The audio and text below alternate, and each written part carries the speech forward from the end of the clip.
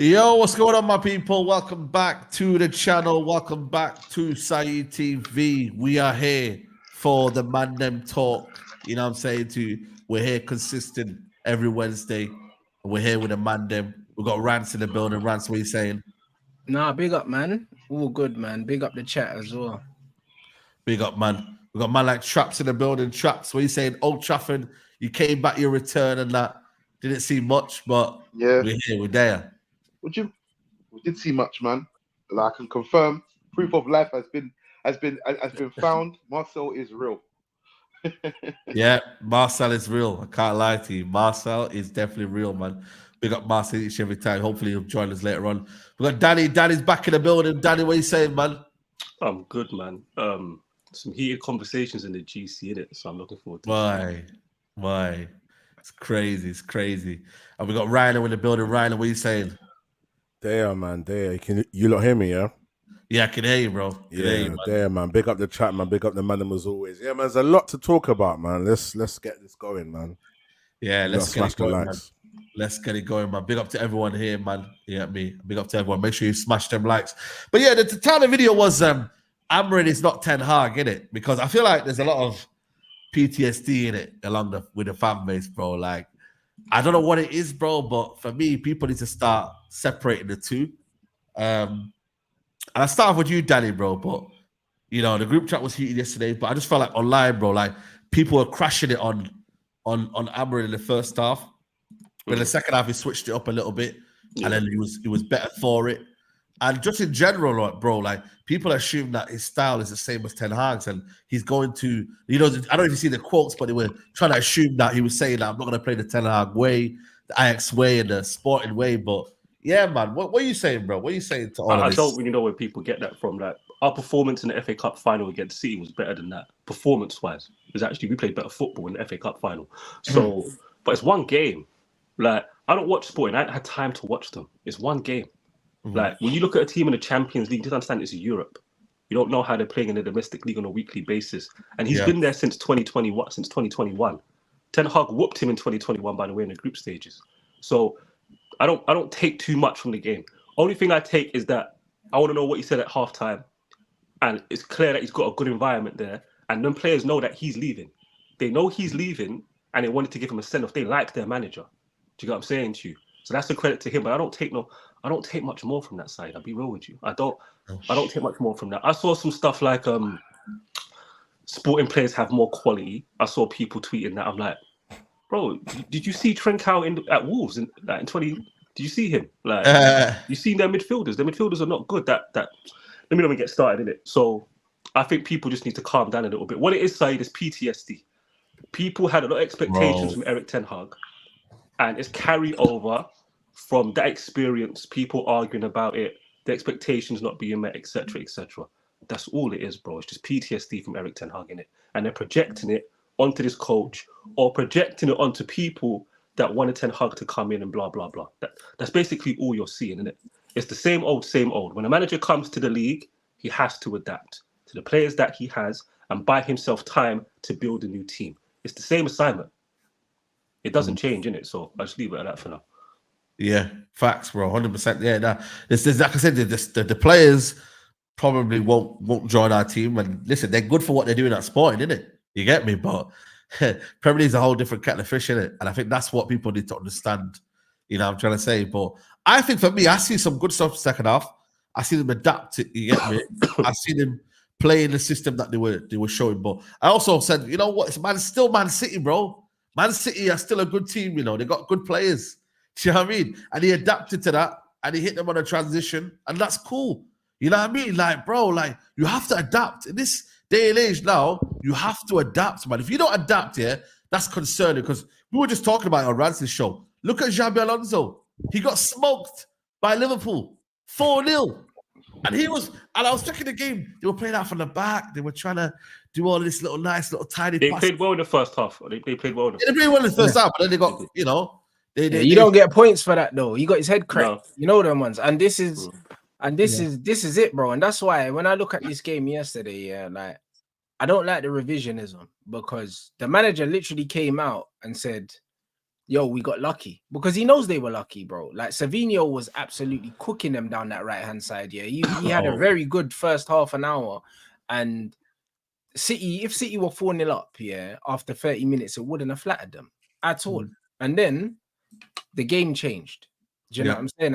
And this is how football works, man. And I think the revisionism now saying, they've got way more quality than we've got. Look what they done to Man City. No, they were very fortunate yesterday, which the manager admitted.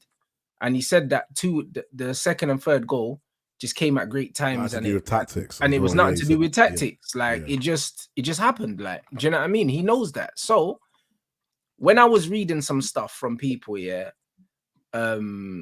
saying, watching Sporting, it just showed me, we need upgrades everywhere. It's like, none of these men ain't better than what we've got. Like, stop talking shit, bro. Like, that's not real life, innit? Like, Trincao, like you said, Wolves reject. So is Gonçalves. Do you know what I'm saying? Like, Hojlund, was the replacement for Ugarte, who we have. Like, them man ain't got upgrades, on our players in reality, in actual reality, bro. These are good players, but these are all players that ain't really done nothing in their careers yet, and we don't know how good they are. Do you know what I'm saying? So there's loads of talent there, like the wingback kid that we're linked with and that. Yeah. But he's not better than Mazraoui. Like, the reality is, we have better players than them. So don't watch the game and tell me that they have better players than us and the manager can't do that with our players. It's nonsense. comes down to the environment, bro, that you've been put in, and I think that's the key thing, man. Is how does Amorim get the best out of these players? Find a system that allows. There will always be an excuse, because if Sporting got battered, they'll have said the same thing. Oh, they'll be cooking us probably. Yeah, I know what I'm saying. So that's why I celebrated like Man United won yesterday. Because if Sporting lost, all the rivals would have been like, "Yo, your manager's a scrub. I ain't got smoked." The reality is, he's doing it with a lot of men that are championship level players, really.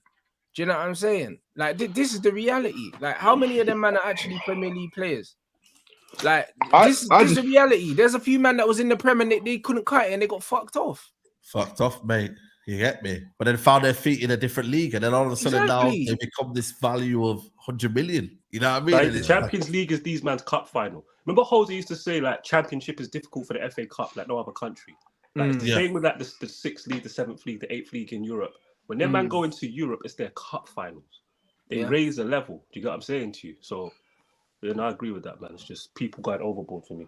I just think the state of affairs, on online is embarrassing. It's embarrassing, I think that I feel that the government should introduce like screen time restrictions for people that do foolishness and say foolishness online, because I don't know how you can watch a one-off game against Man City and then have a big conclusion to go from a manager that's not even walked through the door. He ain't even landed in the country. Yeah, you know what I mean? And yet the point is, what you have to look at is, like you look at the facts, and then, like Rand said the other day, a lot of these men and their emotions, they need to find something they need to channel these emotions to something different. Because at the end of the day, right, what we know is everybody here, and even the people that backed my man, realized that he had to go.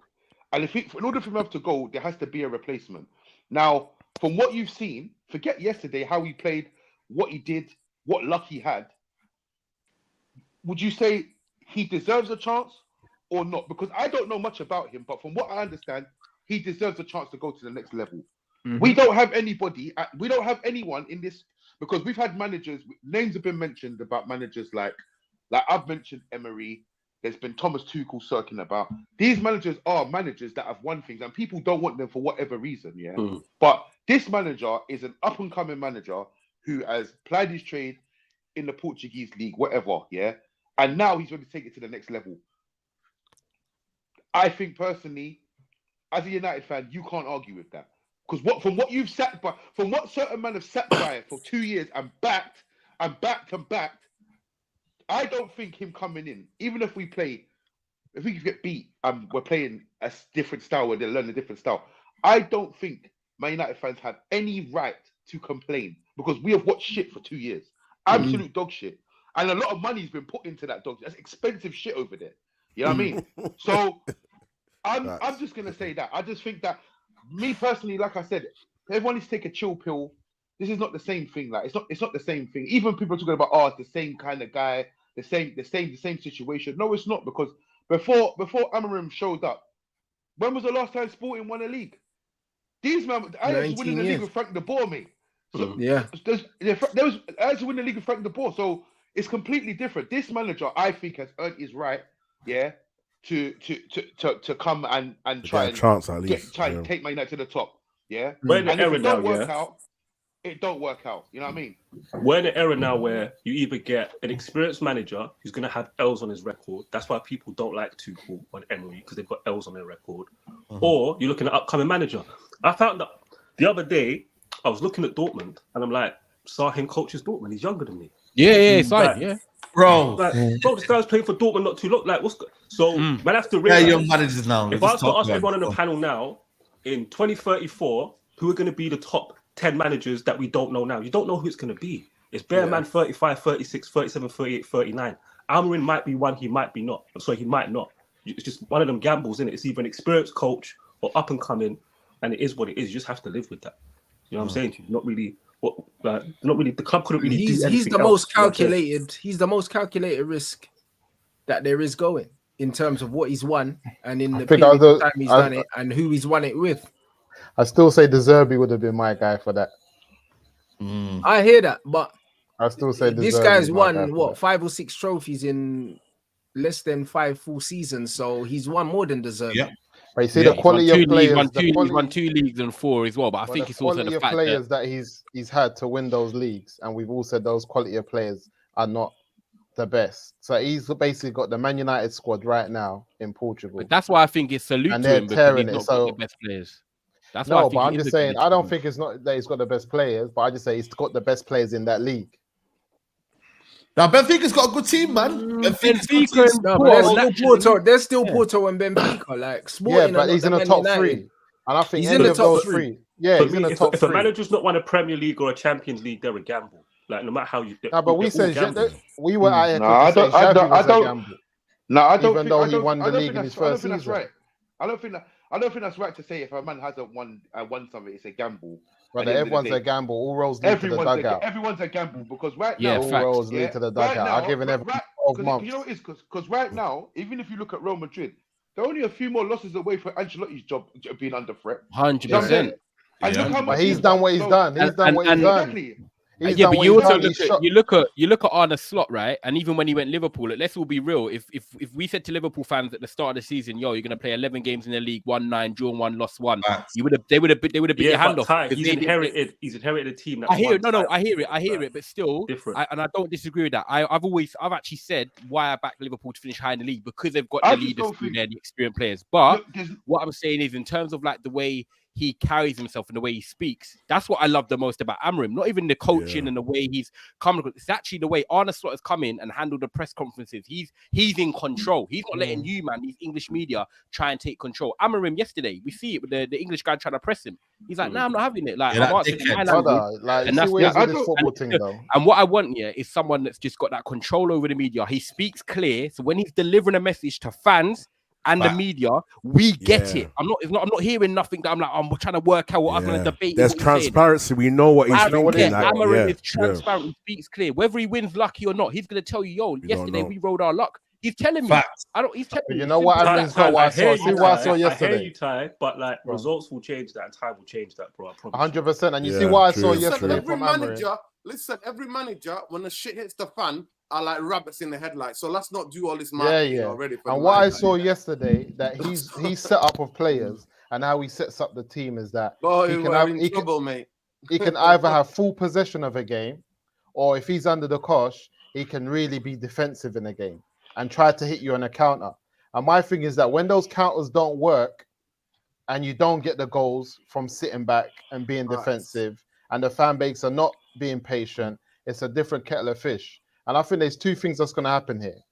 I think that you can get a manager who brings in a style of play, which we all want, but a style of play doesn't guarantee that you're going to win games, but it will give you a style of play, right? So example, Spurs, they get a style of play, they're doing good. You know, the fan base prefers that over seeing another type of football, but they're still not winning anything, and we still need to get rid of that man. So Amorim can come in and give United a style of play, but after 2 seasons, we're no closer to winning anything. Yes, we're playing better football, but we know we need another manager now, like Arteta type of thing. He can't do it. We need someone else to get us over the line. And that can also happen. So I just feel like right now, I'm happy if he does the first. He might not even win us anything. But if someone else can come in and then build on that, this is why I asked about 2 weeks ago, is he the man or is he the man before the man? Because I wanted clarification on that. Because I believe they think he's the man, or they wouldn't have paid the money for him. Because I'm all right with him being the man. Quick question, but Musa, do you have that same? Sorry, Faz. Musa, do you have that same expectation with De Zerbi as well? So if we had De Zerbi, would you still think that? Yeah, I think there's somebody. I feel like there's certain managers out there that I feel like they need someone to come in before them. They couldn't just come and take this team. Yeah. But when we what would your preference reason be though? What was your preference? Why you wanted De Zerbi over Amorim? No, I'm happy because he's the man before the man. I think United need a man before the man. I think if we get a manager in now and we think he's going to be the man, he's going to win us, and we're going to start doing. I just got to enjoy the man. Saeed's two-stepping out here. I'm in Saudi Arabia watching Saeed two-stepping. Yeah, but the thing is, though, we're looking so far ahead, man. Yo, let me just say, let me just ask the question, please. Let me just, because you know what, I feel like I'm in a ship that's sinking in the middle of the sea by myself. How many of you man on here are gassed about what you saw yesterday? I don't think it's gassed. No, Saeed, behave, man. You all gas, man. That's all. That's our manager. That's our manager. Beat Pep. Nah, I'm not Saeed. We're not doing this again, Saeed. We can't do this again. Bro, we can't do this again. And you man are coming on here doing some mad analysis, bro. What is this analysis? I saw Ollie do that. Give me 2 minutes on my. Listen, just give me 2 minutes, please. Right? This is crazy. Or give me 1 minute. Not even 2 minutes. 1 minute. Let me say something, right? I agree with what Musa, large parts of it. For me, the last 12 years have been shit. Anyway, you're a fucking anything league. So I would have preferred that last 10, 12 years, right, to have seen better football all day, every fucking day. I would prefer it to see better football and actually go to games and come out with enjoyment and actually see a bit of football, man. Right? Nah, I ain't capping. That's the difference, though. That's bro, you did this last season. That's you, though. That's you. No, you told me this last season. We spoke last season. There was a game. We played good football. We lost. You left. You said you left the game early. It's cap. No one can enjoy losing. You don't enjoy losing. Don't matter what the we're losing anyway. But you're not understanding. Losing. Nah, you're not understanding. But my point, we're losing anyway. Did you not hear what I said? You need to clean the wax out of your ears, D. I heard you. I said, Man United were losing anyway. So I'd rather lose playing good fucking football. Yeah, but the good football is my number one thing. It's a myth. No, it's not a fucking myth. It is a myth. It's not a myth. No, it's not a myth. It's not a myth. It's not a myth. If you said to Chelsea now, Chelsea you cannot keep losing. Hey, fans, what the hell are you doing, fans? If you go to Spurs fans now, do you want Conte back, right? Or do you want to keep Ange? I promise you 90% of them say they're going to keep Ange. Because with Ange, at least they get to enjoy goals. At least they get to enjoy goals. Structure. They got bored of the football being good by February. They just wanted to win. That's cap. That's not cap. That's not cap. That's not cap. Can I ask a question? No. Listen. As someone whose mum is a Tottenham fan, and I know Tottenham fans, brother. Them man were wobbling, blood. When they were losing a few games, them man were complaining about the high line. They was, blood. And I was the one telling them that, yo, you man need to chill, bro, because Madison got injured and they started wobbling, boy. You're playing better football than I've seen at my club, for about 20 years. So, let's not do this. You just have to remind, man. You have to remind, man. That's life, though. That's life. You just got to remind, man. When you lose 3 matches in a row, there's no way you're not going to be like, we played good. You don't know me, though. You don't know me. You know Jose Mourinho against Spurs at Old Trafford. We're losing fucking 3-0. We lost. It's a game where Harry Kane scored from a header, and then that fucking Brazilian guy scored the 2 goals on the counter-attack. Lukaku and these guys are missing sitters. They were missing sitters. What's your question? I stood there and clapped Jose and that fucking team. Do you know why? Because there's a right way to fucking lose football games. I don't mind losing. Do you understand me? You know when they sing that fucking song, they talk about me. You little fucking people. They talk about me. We've seen it all. They're talking about fucking me. I'm not about winning trophies. Every little shit fucking trophies. You know what I'm about? I want to go to the games and I want to enjoy. Because you know why? My life, some things could be going on in my life. I want to walk in that stadium and I want to see my team bumping teams off the fucking park. And I don't give a fuck whether we win a Champions League or league. I don't give a damn. So when I saw what I saw last night, 27% possession. And you know what? I'm glad that he clarified it at the end. And it's Man City. If I'm here for 2 years,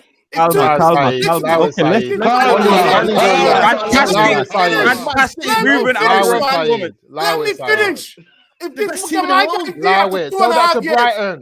guy's here for 2.5 years, and then we're defending with fucking 27% possession Old Trafford against City, then get the fuck out of here with that talk. Bro, you're basically... Why are you shouting over one game, bro? This is a game where you have to... but you can't be gassed. You can't be gassed. Wait. I want to say a couple things. I'm not at a chance to speak yet. I'm not at a chance to speak yet. You lost your head or lying. Let me come in. Fast. Question will lead to more debates. Let me just come in here, yeah? Oh, this is bad. Nice one, Traps. Nuruddin, firstly, relax, man. It's okay. We don't. It's okay. Yeah, I agree. Listen, firstly, get into it. There's no reason to get hyped up about Amorim at all. There's zero reason, because we did this. We have to learn from our mistakes that we already made from Eric, especially Eric, especially a man who defeated Real Madrid and did all of these other things, and was the founder of, or was the man that made so many centre backs, midfielders, their strikers he brought back, and there were careers that were ending.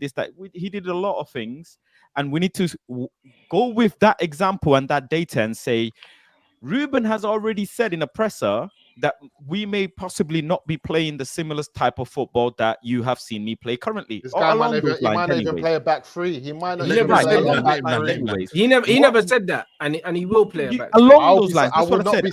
I'm not going to go quote for quote because I haven't memorized the quote. That's criminal if he doesn't play a back three. You've got Onana coming out and saying, we can play pragmatic football and whatever. At the end of the day, when he comes in and the tools that he's got, let's see what he can do with the tools that he's got. Because the fact is, the tools are not broken and are not rotten and are not rusted.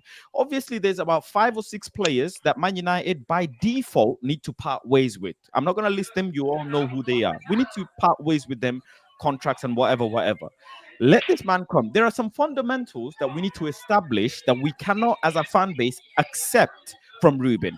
One being him trying to get every single player under the sun from his village, like Erik ten Hag did. That is something that it cannot run.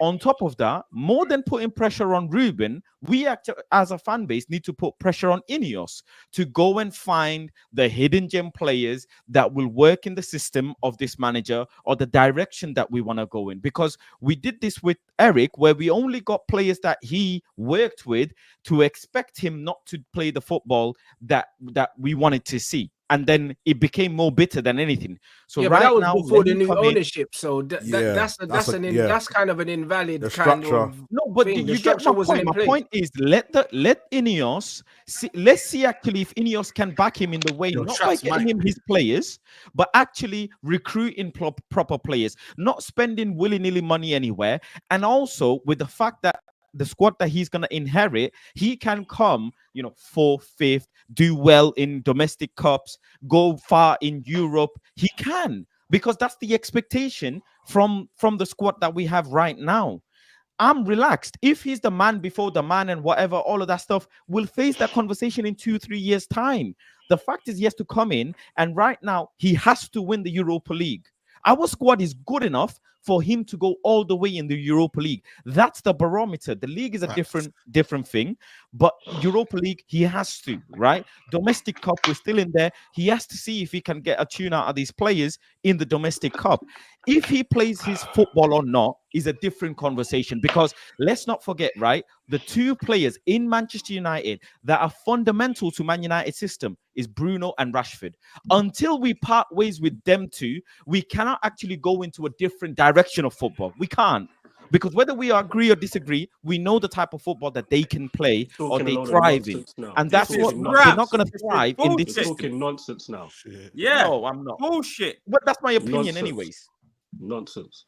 This is the same shit that we were talking about Denmark with before. Is it not? Can I ask my question? We were saying that. I've moved on, Marcel. I've moved on. There's no point you trying to justify. Can I ask my question now? The manager should be able to this manager should be able to come in and play a style of football. We should have learned that from the last situation. The previous guy, he's gone now. No, you man didn't know. This manager needs to come in and play that 3-4-3. You didn't learn, Marcel. Marcel, you were still running with it up until a couple of weeks ago. But Traps. I've learned since the previous section. No.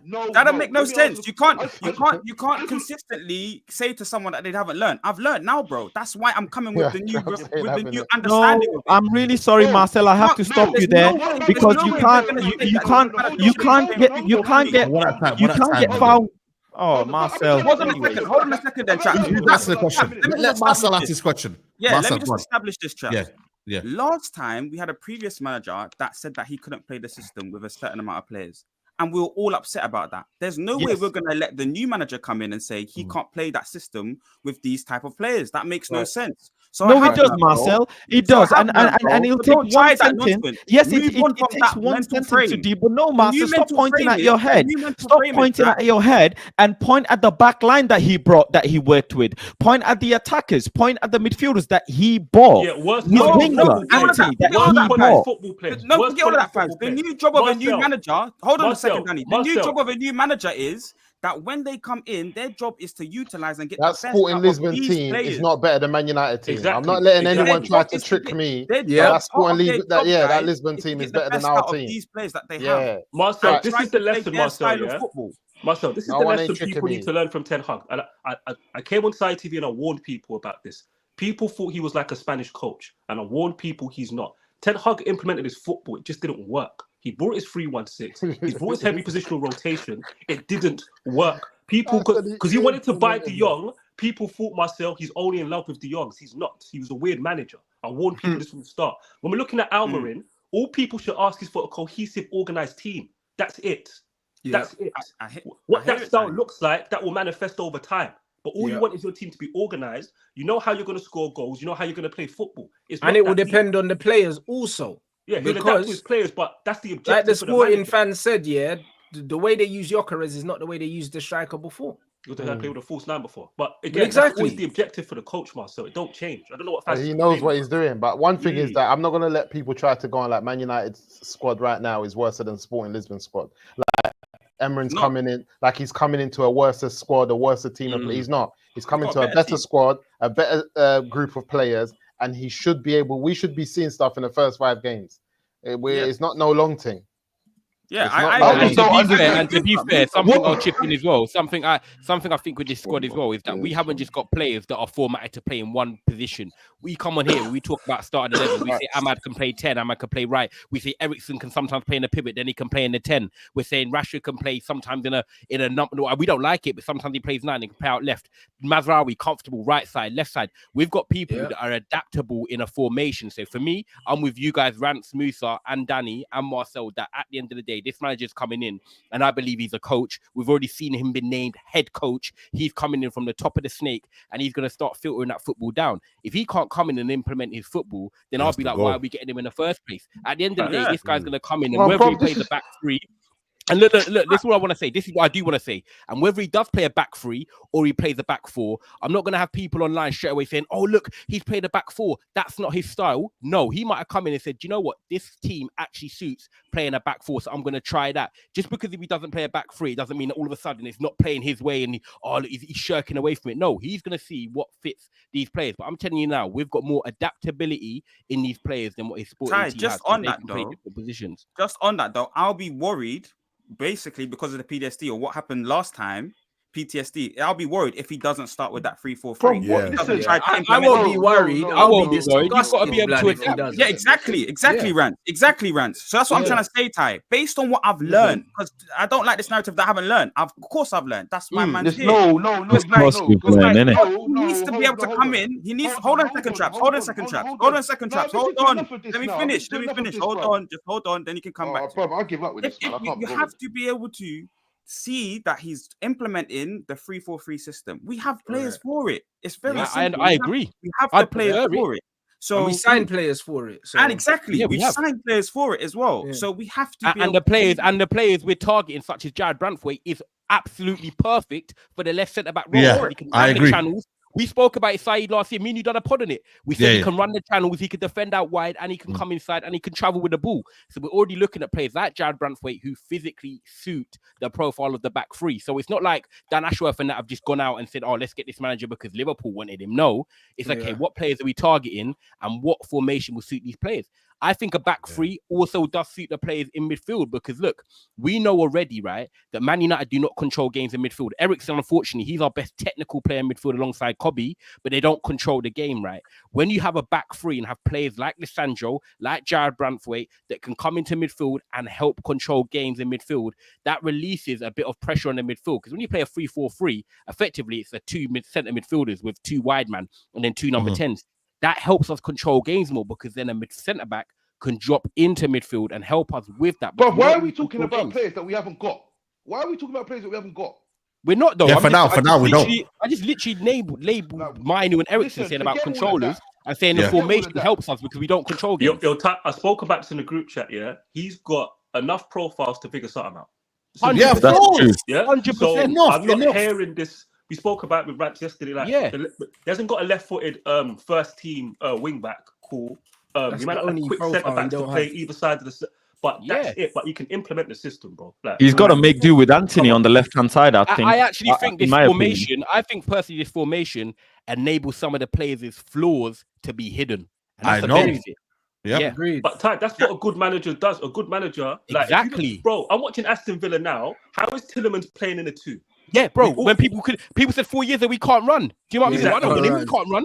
He's playing in a 2 because the coach, he's got an organised cohesive team. He's got a McGinn tucks in, helps him with the overload. It's simple as that. Traps, what was you going to say as well? Whatever Amorim I can't remember, mate. Go on, Traps. I can't remember now. Carry on.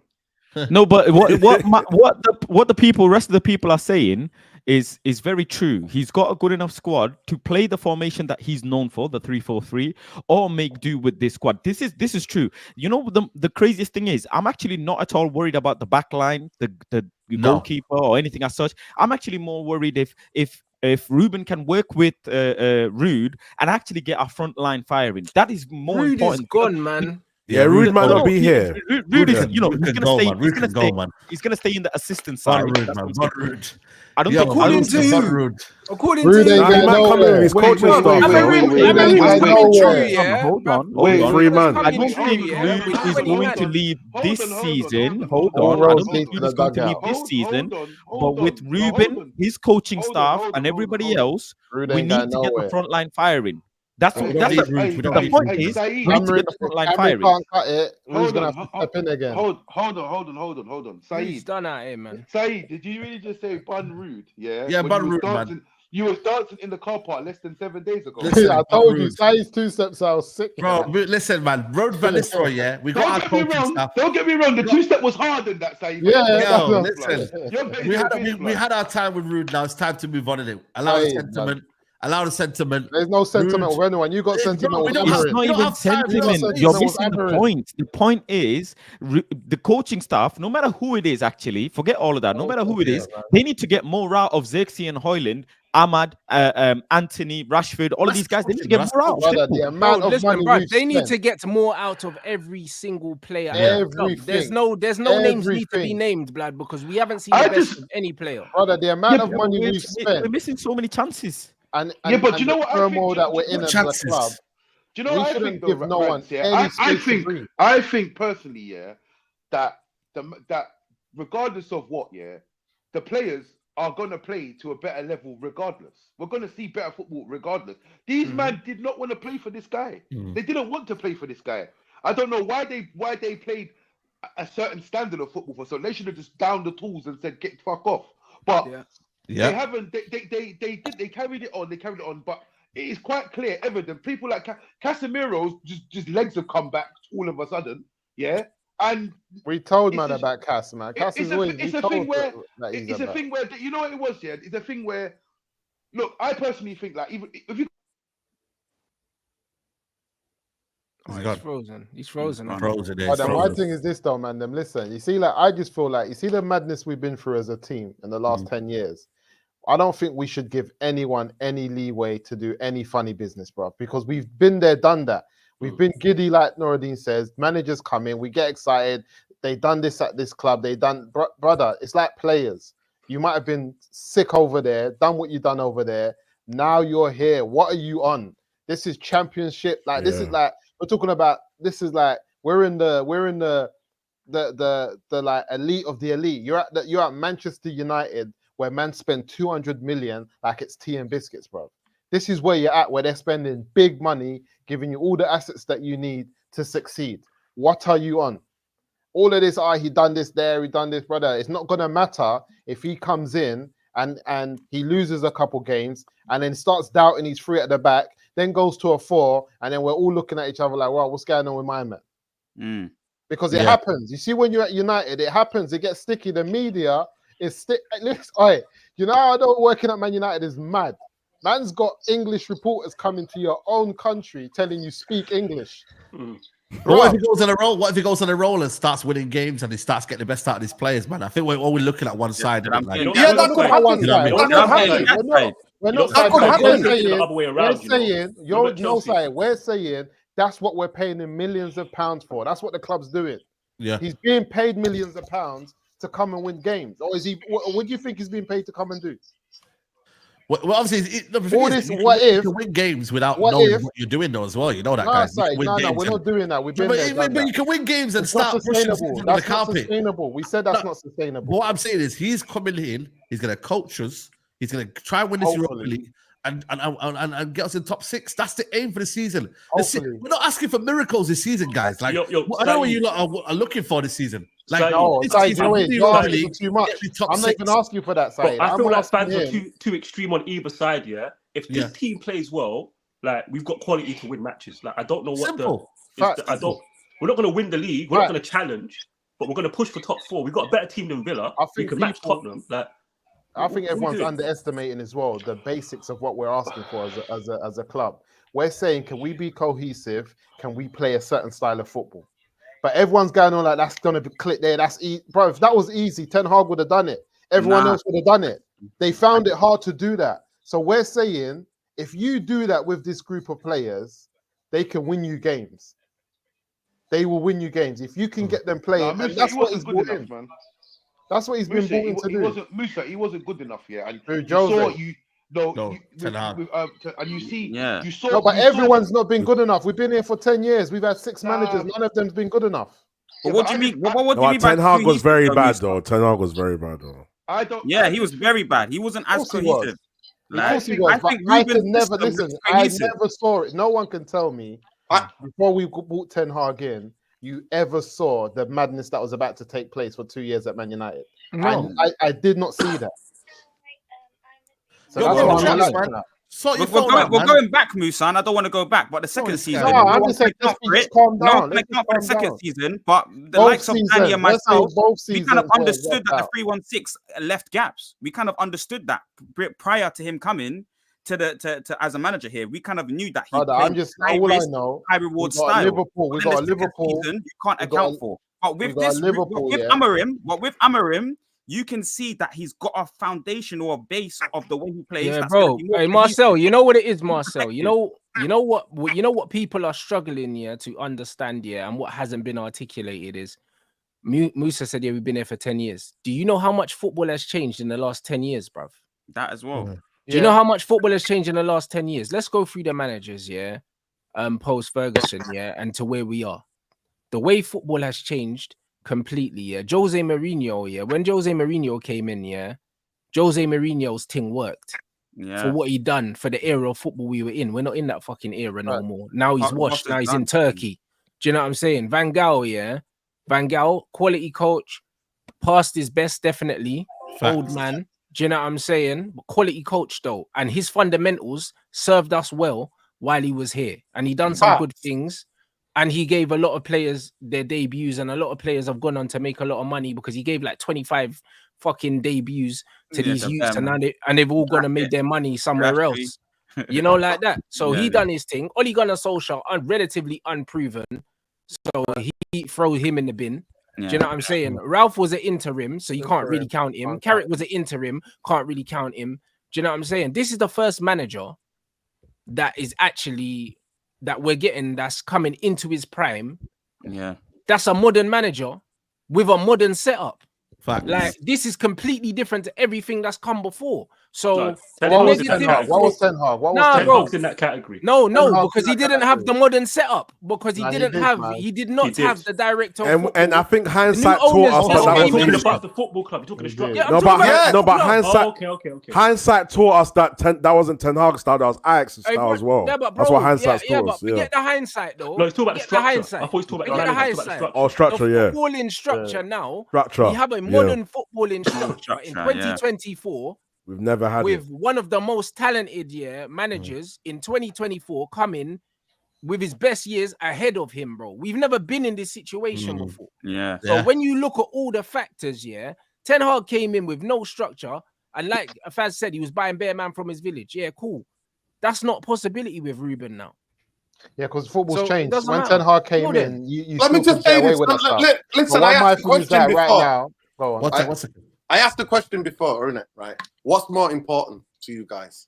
What's more important? Because Manchester United are going to win games, they're going to draw games, and they're going to lose games. That is fucking football. Manchester United, as a football club, is not ready right now to go and challenge for a league title or to go to further rounds of the Champions League. We've not been for fucking 12 years. So let's stop the fucking cap here, right? What is more important? A coach slowly but surely builds a definitive style of play, because I'm a believer. If you get good football, then everything else falls into place. Because you know why? The size of our club, the heritage of our club, the PR of our club, players would want to come to a club where they actually think they're playing. Because I don't know if you guys have forgotten. You know, footballers are fans of football as well. You know that, don't you? There are a couple of mercenaries, give a damn where they're getting paid, but a lot of them in our club.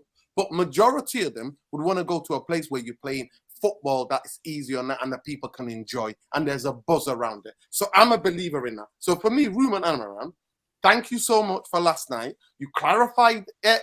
You said, you told the truth about what happened in that fucking game, because there was 2 games that we watched in in 2 different halves. And you said, I can't go to that new club and play that defensively. He said those words out of his mouth. And for me, I don't want that. I've tried it for 12 years and I don't want that. Now, in my head, if you guys want to get into percentages, what's respectable percentage? Let me ask you a question. Man City is 40% possession against 60, because 40% will at least get me up to maybe 400 passes or 350 passes in a game, where I think, actually, when we had the ball, of course, that's a team that's specifically set up and coached so well to keep the ball. But you know what? When we had the ball, actually, we didn't treat it like a fucking up potato. We kept the ball and we actually bobbed them in the way. But Nuruddin, do you know what you have to factor in with that specific point as well, just to say quickly? He's got lower quality players against a Man City. You have to factor that in. Listen, I've seen. No, I'm sorry to say. I'm really sorry to say. I'm genuinely sorry to say. I'm really genuinely sorry to say. I have seen, a majority of you have seen, maybe some of you have forgot, teams who have not got the same quality as the like team Brighton. they're playing against. Yeah. Swansea. Remember Swansea?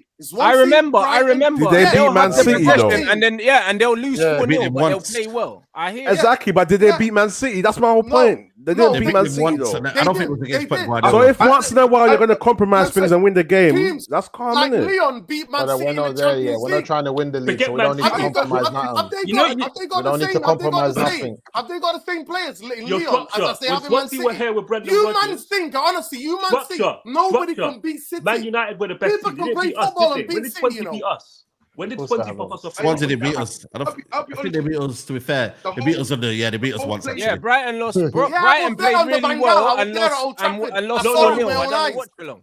No, then until we get better quality of players, all the managers have played this. We can lose though, because we're not winning the league. We should still go there and do our thing. We're not winning the league. We're gonna draw. We're gonna win. Yeah. So go and do your thing. Don't compromise your football at City. Bro, I'll be real. This is not compromising it. This is why I completely disagree. Yeah, and this is what's kind of annoying me, because it's like Sporting play and they have one of the highest average possessions in Europe.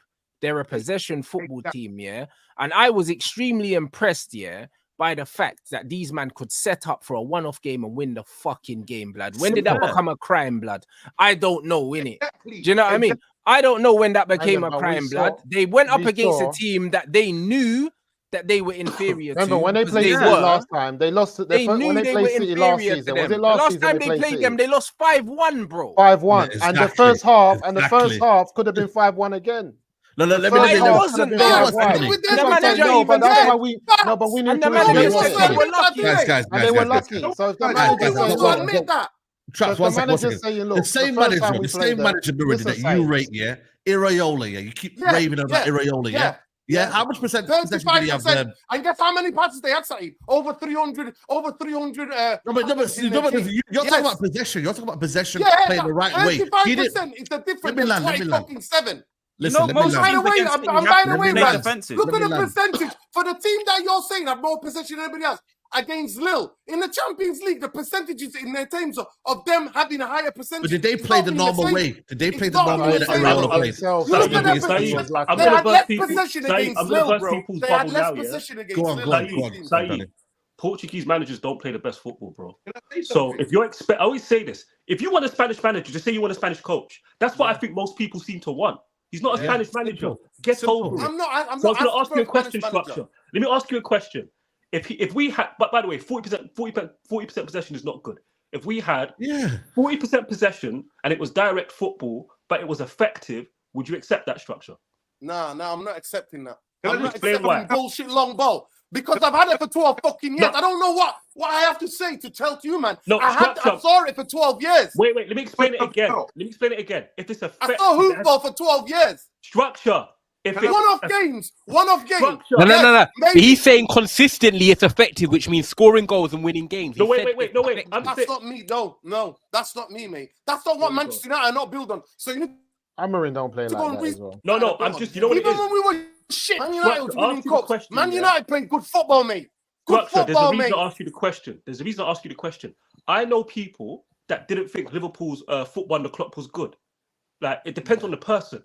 Yeah. Do you know what I'm saying to you? Everyone here has their version of what they think a good style of football. I wasn't a massive fan of Liverpool Klopp ball at certain times. Structure, that's your opinion, bro. I'm not mate, listen, Bobby Firmino this guy's not getting jigged the ball together because when the ball went up forward, Structure, you're not getting my point. Structure, and he made the best out of Sané and Salah. I know this. Structure, you don't have to tell me I know all of this, yeah? I hear that, but they were still going from Van Dijk straight to Firmino. They were. Yeah, at times they were. Yeah, I'm not. Against Bayern Munich. So listen, you're telling me somebody's watched football against teams where we camped out when we play the bigger teams, we camped out inside our own area, and we're playing football. I've seen that for 12 years. I don't think you guys understand what you're gonna have to watch at this fucking stadium.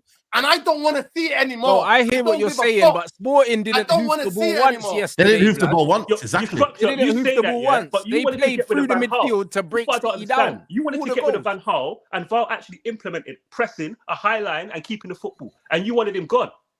I wanted him gone because you know what he was doing? We were keeping the fucking ball between the centre back and the two fucking fullbacks. That's what we were doing. Majority of the game. We were keeping it in midfield as well. We were keeping the ball in midfield. You know what I was playing? I was playing computer games on the old phone back in the day, sitting there in the Stretford end. You know why I was doing that? Because I kept seeing David Blin getting the ball, the right back getting the ball just being passed around the back without any penetration.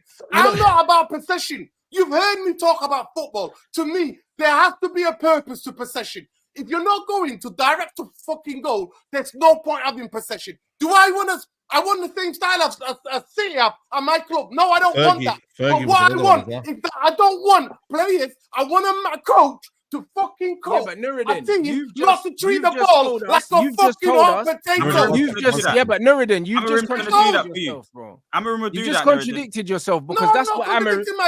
That's what Amorim did yesterday, and that's exactly. Amorim didn't do that, bro. He didn't. When Amorim and I got bopped for fucking no. When Sporting won the ball, Nuruddin, that's the fact. You're telling me what I saw. Nuruddin. When Sporting won the ball, they played as minimal passes as possible, and they tried to play forward, and they played quickly, bruv. They didn't just keep the ball for the sake of keeping the ball. You said you didn't want that. So, do you know what I'm saying? If you're looking at modern managers, and if you look at Bayer Leverkusen as well, they play a similar way. They try and play forward. They don't just keep the ball. They play the same three. And they play very similar, but Ruben's just a bit more pragmatic. He knows, sometimes you need to drop off a little bit. There's nothing wrong with what he done yesterday. And you know what, as a Man United fan and as someone, that I love to see great football, but at the same time, you don't go to Man City and try and out Man City, bro. Klopp never did that. I'm not asking for that. Everyone that's beat Man City. We're going to just say every team that beat Man City. Nuruddin, they were giving the ball away because of the players they have, bro. And every team that beats Man City does not beat Man City playing the Man City way. Do you remember the half? Nuruddin. I know, but what I'm saying is, look at Brentford. I remember when Brentford went to the Etihad. No team to beat Man City has to play like Man City. Teams are beating Man City in different ways. But what we're saying, though, I'm saying he's not going to play like that all the time. To not treat the ball like a hot potato. Okay, just out of interest, out of interest, can someone in the chat find out the last team to have more possession than City and beat? It was Tottenham. It was Tottenham. When was it? Can I just say something? Last time they played them last season. Just quickly, quick question. I just need to clarify something. Structure. Just tell me a manager who's coaching right now with a team whose football you like. Then I'll understand. Yeah. One example. I like the Zerbi football. That's what I need to know. That's what I need to know. Cool. I like the Zerbi because you know what? The way they played out was clear. It was so clear the way they played out. And he did it. And he did it, by the way, with inferior players. He did it with inferior players. Inferior players he did it with. Do you know what I found funny about I saw them bop teams of the fucking park. I saw them bop Manchester United. Let me hear from Tyrone. Come on, guys. Let's not shout. All I'm going to say is, Nuruddin, is that at the end of the day, I remember a podcast, whether it was in the summer, and we were talking about Manchester United when it was Ten Hag, and you referenced about Man United and the last 4 games of last season. You said Ten Hag adapted and changed something after the Crystal Palace game. Whatever he done, you were talking about it, right? In the last 4 games, and we ended up beating Man City in the FA Cup final. Then he said you reverted back, and this season we struggled. At the end of the day, like Ran said, again, one second. Yeah, so you're saying, we went compact, whatever it was. Right? So he made changes in them final 4 games, showing adaptability. He didn't do it for long enough, but he done it in them 4 games. It got us results, and we won the FA Cup. Amorim, like Rant said, he plays most teams in the league in Portugal, hasn't lost in 59 league games, and they mostly dominate possession and they're comfortable. Portugal, one second, please. And what I'm saying is, yesterday, he played a team that are better than his team in possession. He adapted and they got the goals. Whether it was quick counter-attacks or whether it was punchy in the second half, they got the victory. When he comes to Manchester United, you're not going to see him every game play pragmatic. There's going to be teams that we should be beating at home and whatever, and we're going to be more expansive. We're going to dominate the ball. If we play City again in the league and we beat them playing that way, I am cool because it showed adaptability. The same thing I'm saying that you praised Ten Hag for at the end of the last season, because last 4 games he adapted, he showed more compactness and this and that. Whatever it is, whether you like it or not, it's adaptability. And Amorim showed he done that yesterday. So why are we here moaning about it before he's even walked through the door? No, I am, because I'm not having another manager after 12 years. After 12 years, I'm gonna play a cowardly way against Man City. I'm not having that. Nuruddin, what I'm saying to you, Nuruddin, what we're saying is, you're arguing for cowardly football. Singing at the edge of the area, where you're gonna lose anyway. Where you're gonna lose anyway. And yesterday, if City had their shooting boots on, the game would have been out of sight. 4-0, 5-0. You know what? He admitted that. Saeed, before you move on, that's the important thing, Nuruddin. Like everything you said, the manager already said that. So it recognized it. He's not lying. Recognized the manager came out and he said that they rode their luck. They were fortunate. And he said you can't take nothing from the game. So why are you trying to take something from the game? Because all my time, people were getting giddy, bro. People were all getting giddy and excited, and I'm like, I'm not reading anything into that fucking game. But no one's come on here. And the manager told you not to, guy, because I pointed out. Believe in your manager. Believe in your manager. Why are you believing fans? Believe in your manager. Why are you believing fans? Believe the manager. No, because you're getting giddy over fucking shit twice a week. The manager told you. Hold on. In the fucking first half. You pointed out the same thing. Let's move on. I can explain why I'm getting giddy. Let's move on. I'm gonna let him off the deserving thing. I've got to say this side, great defensive solidity, and he played a 5-2-3 against an inferior team, which we've seen a couple games ago it's in Portugal, Nuruddin, but he plays a 3-2-5, and he has the full box bombing on and tries to dominate the opponent. So he shows versatility. When he has inferior teams that he knows he's better than, he has a very possession-based and attacking style of football. And against superior teams, he plays effective. That's it. I'm very giddy. I'm super giddy, bro. I want you to continue being angry because when he implements it in our team, I'll be happy. All I'm saying to you is that Manchester United will be cowardly. Like we were in the big games, like we were in the last 12 years. If you want that, perfectly fine. But I'm not having that. And I'm having, for me, a team that don't treat the ball like a fucking hot potato. And teams coach like that. He has 5 players who are inferior, told and coach to keep the fucking football. Sorry, Saeed. Okay, I just gotta let him know, Saeed, innit? Yeah, no, 100%. For me, I don't know why we're making these crazy assumptions, bro. No, it was one game. You would always look Saeed, it was you, Saeed. It was you. It was you, Saeed. It was you, Saeed. It was you. If Marcel's this giddy and likes the manager, this ain't gonna work out. I can just tell man now. Marcel's gonna be wrong. You just be right. No. It's gonna work out. It's gonna work out. I'm confident. By the way, it's not me saying it. I don't want him to work out. So let me just say this. It's gonna work out. I'm not saying that he's not gonna work out. Daddy said Marcel's written off the whole thing. No, I'm not. I'm talking about you guys getting fucking giddy about a game where that manager had 27 possession, when Man City are all, they're not even fucking playing that well. And then you're getting gas of 27% possession, where it could have been 5-0 in the first half. That's what I'm talking about. That's what I'm talking about. But Nuruddin, you're angry for a different reason. No, that's why I'm angry. That's why I'm angry. I can't lie. You because people are calling me negative for pointing out the obvious. I'm pointing out the obvious, and people are saying, "No, you can't say that." Nuruddin, listen, like I'm with Marcel on this one. Like it's one of them. It's one of, bro. It's one of these things, yeah, where, bro, the reason why I already broke down why this is a different situation to the previous managers. And a lot has to do with the stuff that's not necessarily in the control of the manager. It's the recruitment. I agree with you. It's the way the club's set up. It's all these different things. It's how, bro, look at the last transfer window. It was a very good window. Outs and ins. Very good window. Do you know what I mean? It raised the quality at the club. And if we have another window like that in the summer, and another window like that the summer after it, bro, we're a brand new football club. Development. Like, this is why I don't think this is going though, right? So these men are employing head coaches. This coach, the system is different. There's two sides in that window that are okay. Danny, last point. Big issue. Ugarte and Xerxes. Yeah. No, they're not issues yet because until the manager comes in, the manager comes in and he uses them, yeah. We can't speak on these guys, and Ugate's already played for the manager, so it's not an issue to me. We can speak on Xerxes because it's very obvious. He's not adapted. You said the last striker was operated as a but it's not very obvious because he's only had 4 starts and the season just started. So people need to chill the fuck out. No, he's played a good number of games, and it's very obvious when you watch Xerxes. People need to chill out. How he started the season, how he started is not how it's looking. Exactly.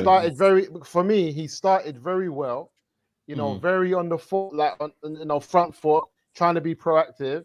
And brother, the Man United thing licked him hard. It's rough at Old Trafford. You know? It's a graveyard, bro. It's a graveyard. I want to start that topic here. I want to start the topic. Let me just get these. Let me get these super chats in, then I will start on it. Guys, like the video as well. It's 3.2K. Man are mad reactionary, bro. Yeah. Everyone. We'll discuss it. I want to get into it like properly. We will. Let me just get these super chats. Big up to Elite Pundit. People are getting gas. Relax. Everyone relax. Gaslighted, man, with the everyone take a breather. That's what it was. Saeed gaslighted everyone with the celebrations. If you didn't celebrate like that, I can't celebrate now. Yeah, not like that. Celebrate, bro. Tell him, Marcel. But anyway, let me get this super chat in. Amorim averages 65% possession in the Portuguese league, more than anyone else. It's nothing to me. This is the Premier League, mate. We never had the structure in those years. Big up to Adiwalis. I agree with Lord, it is spot on. It's not one game. We cannot play like that at United. I will say Amorim alluded to not playing that way at United. He needs to implement his style and play and bin who can't do it. If not, sack him. Already. Sis Talk says, call out the man. Yes. I think she was talking to you, Marcel, there before. V33 says, Faz Ruben meant Man United can't be playing defensive like Sporting did last night. Man United has to play attacking. Context, Man City had 73% possession, 20 shots. Rude is gone, just like Ralph when Eric came in.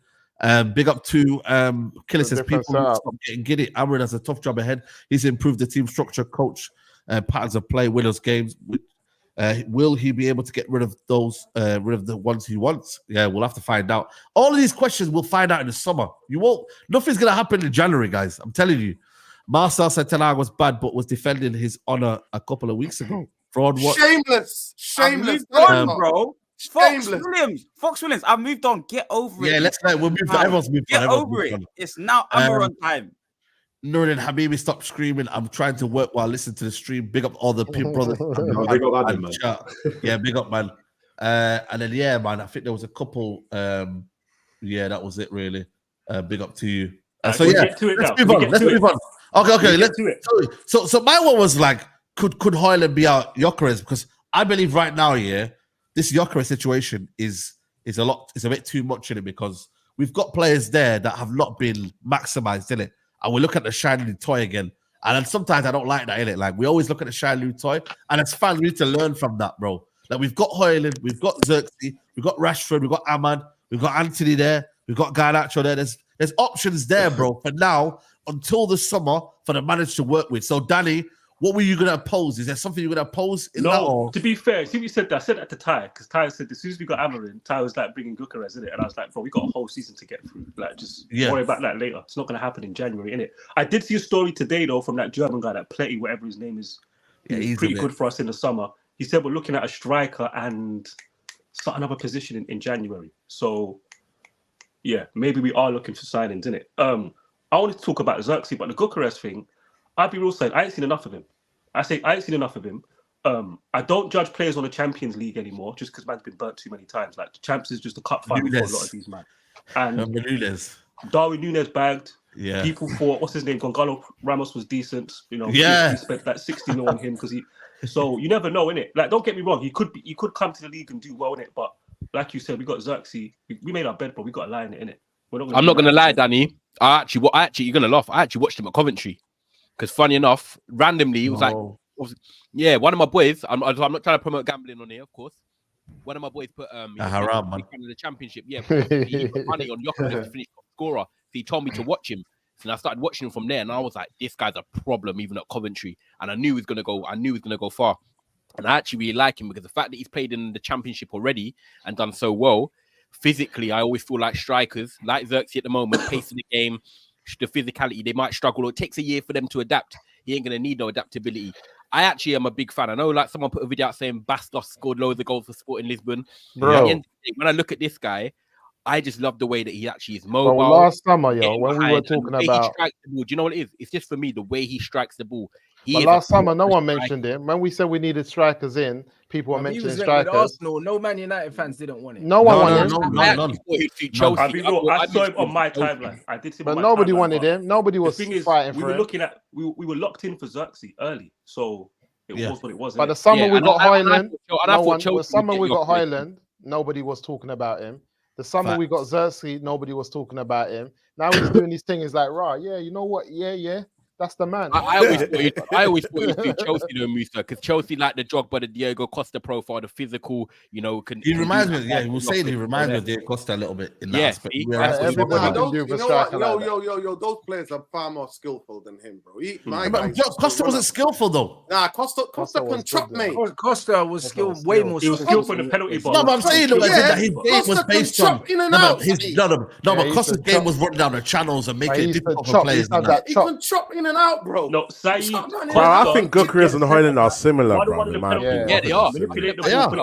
Mad similar. And that's why he might try and use Hojlund to turn him into sort of like his Gyokores, whether he can do it or not. But the profile suits. Yeah, I hear you. One thing I'm glad about this manager that actually the front forward worked for the striker to set the striker up.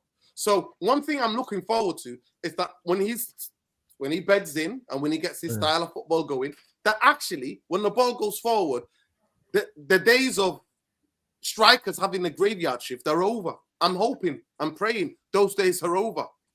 Because we've got to be patient. You was at the game on Sunday. Nuruddin, you was at the game on Sunday, and the best chance that we had to put through someone on goal, unfortunately, fell to Xerxes when he couldn't actually run with the ball because we couldn't get away. Hojlund came off, and 5 minutes later, Bruno Fernandes flicks it through, and that literally was a Hojlund Gyokores chance running onto the ball. But Xerxes didn't have the pace to obviously get away. Like, obviously, unfortunately, he weren't showing the black gene at that time. But we move on. But that was the chance that Hojlund and Gyokores would prey on.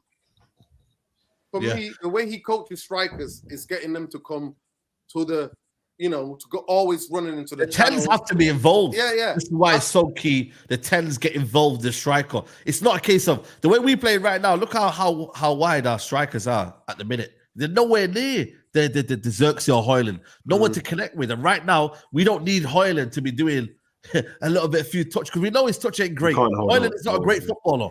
You know, he's not. And people might not like him, but I don't think he's a great footballer. So minimize his weaknesses.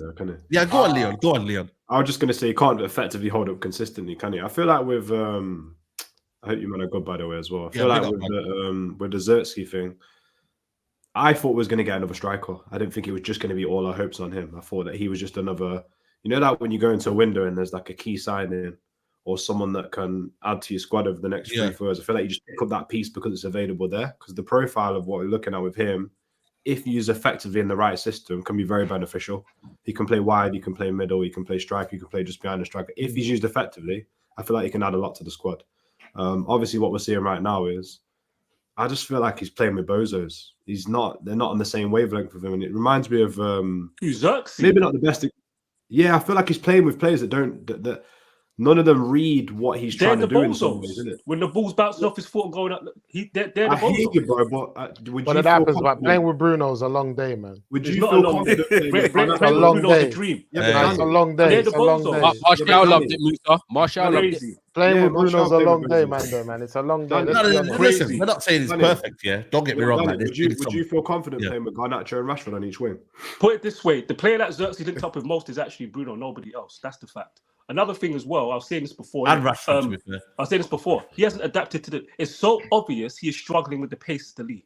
I don't know why anybody would disagree with that. His awareness and his speed of play is a step behind. It's so obvious. Danny, why give him great? So when I hear man saying he's playing with bozos, when he's the one looking like a bozo, that's insane to me. Danny, I agree with you. But surely with time, that's what improves. That's why his first 2 games, and when he scored his first goal, did you feel like he was struggling with the pace of the league? Yeah, that's what I'm saying, bro. You know what? Yes, it did, because I tell you why. I did actually, and I tweeted at the time. He was on for like 20 minutes. You know, he didn't touch the ball for like 7-8 minutes. He couldn't get into the first for the debut. When he made the debut, he couldn't get into the game. Then all of a sudden, he just came to life. And I've been saying Saeed, from day one, I've been pointing out, hold on a second, he's having 22 touches of the ball when he's starting. Do you know how little that is? He's involved in the game. When he's involved, but strikers have had less. He can do some good things, but you should have minimum 32 touches, minimum, not 22. Do you think how many Hojlund averaging? Do you know, Danny? Do you know Hojlund as well? How many touches does Hojlund have in the That's what I want to know. Yeah, more than Xerxes, which should be the other way around. Let me see. Listen, I'll be real, innit? I'll be real. I feel like we're judging him too fast. This is up there with some of the most bullshit I've ever heard, and I'll tell you why. Because if you're a centre forward, especially in this team, where the manager wants you to, Ten Hag wants you to stay high up the pitch, the ball doesn't get to you. I've seen it happen to Tony, I've seen it happen to Hojlund, and I've seen it happen to Xerxes. These men are not having loads of touches, period, because we're not playing directly into them. And when we are, it's from such a distance that these men are isolated, and they either have to turn and run and go by themselves because there's no one to bounce the ball off to. So, with that being a fact, what can we expect these men to do in terms of touches? Because you can't pass to yourself. So you can't pass to yourself. So I don't agree with that because Ten Hag does the final. How do you pass to yourself? I've seen Xerxes link up with Bruno a lot. He's got Bruno close to him. He doesn't have Bruno close to him. That's a myth, bro. He does. I've seen Xerxes flicking headers on, bro. He does. Yeah, I've seen him flicking headers on. In the 4 games he played, man, you're lying now. I'm not lying. In the 4 games that he played, this is what it is. So you know what? Someone can fact check it. In the 4 starts he had, you can go find out who he connected with most. You'll find out it's Bruno. Brother, you can do all of that shit, yeah. Some of the most I've seen Xerxes touch the ball in a Manchester United game, yeah. It was the game the other day when he got put in the 10 and Bruno was on the left and them man were doing little triangles. The closest he's ever had players to him, since he's been at the club. Every time he gets the ball, he's isolated, bruv, and there's no one around him. And they don't even look for every striker. Every striker's isolated. Hojlund is same with Hojlund. Same with Hojlund. No, but bro, he's having the same problems that every other striker has had, bro. You don't get it.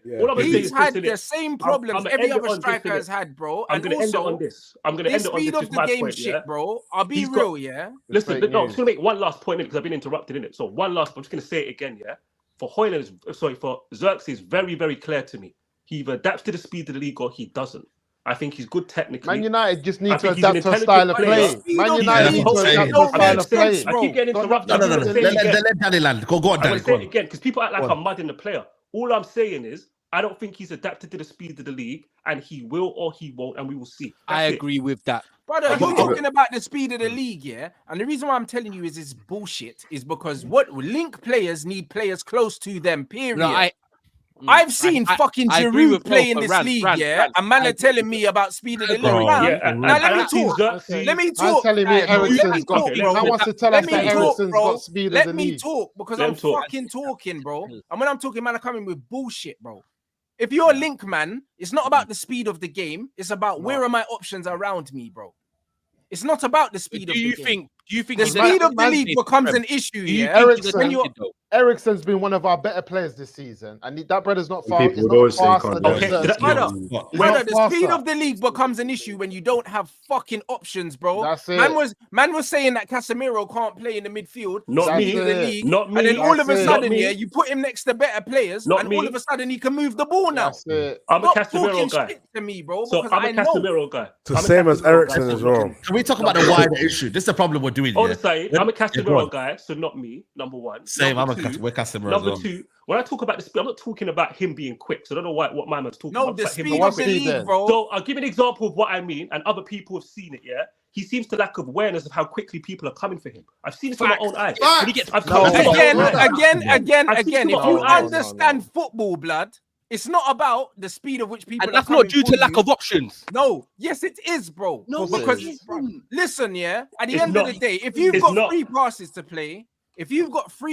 to play, when the ball's coming to you, you can know you don't even need to take. You've already premeditated your next move. We're not talking about that. I popped it off, We're not talking about that. If you watch these guys, these men are playing 1 touch, 2 touch. When man's got multiple options on, most of the time, Xerxes don't even take more than 1 touch, bro. We're not talking about that. You watch him play, he's a maximum 2 touch player most of the time. You never really see him take a touch and turn and try and go. When man are trying and coming in and nicking the ball from behind him, is because he's trying to figure out where am I gonna go? Because there's no fucking option apart from back where the ball came from. I think it's look. We can agree to disagree.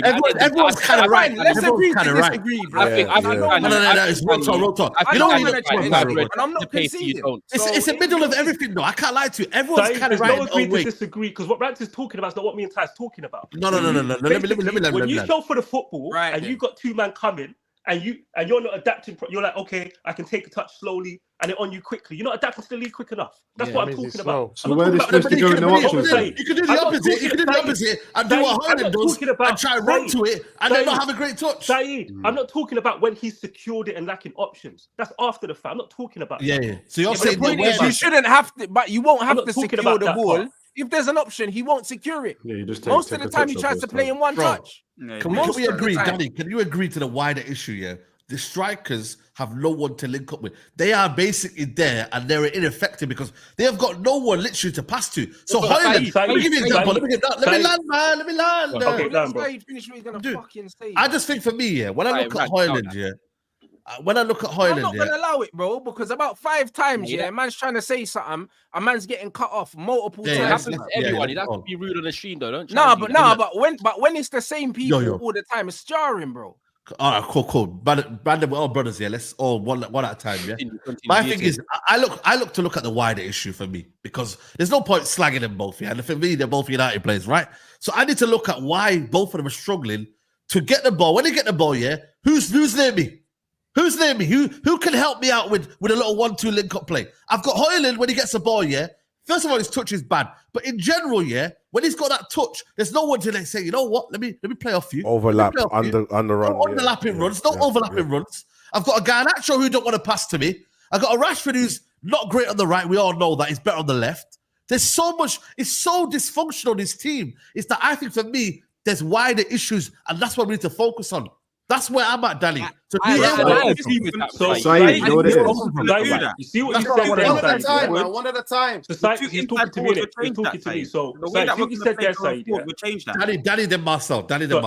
I don't disagree with what you're saying there, Saeed. I agree with you, but that's not what I'm talking about. I'm talking about what happens before that. Do you know what I'm saying to you? When the player gets the ball, that's one thing. I'm not saying Xerxes struggling with that or he's not ice. I'm not talking about that, bro. I'm talking about other things. Do you mean like decision making, Danny? Are you talking about decision making? Can I land? His awareness and speed of thought is a step behind. If you can't see that, you'll see it in time, innit? I'll just leave it at that, bro. It's so honest. I think because we have the 3-4-3 system, I think his speed of thought is going to improve because there's players closer to him now all the time. There's going to be a striker always trying to stretch the pitch, and he's going to have another inside forward next to him. Whether I think, because I don't think you said before, Danny, that there's going to be a winger that's going to stretch the pitch. By the way, hold on a second, Faz. You said I'm just correcting you. You said a striker going to stretch the pitch. It's a winger that's going to stretch the pitch. Utilize the 9.5.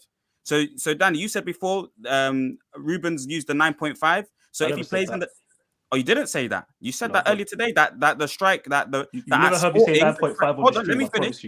Yeah, hold on, let me finish, bro. So you said before that the striker before Gyokores was utilized differently as a false nine. You used a false nine before Gyokores. Yeah, so no problem. Yeah, so that's what I'm trying to say there, bro. Because you said 9.5. I didn't say, but carry on. Sorry. Okay, no, let me finish, bro. Yeah, thank you. That's then you would have seen that. But okay, so then there's a false 9 before, and Xerxes can be utilized as a false 9 that will help him with the speed of thought.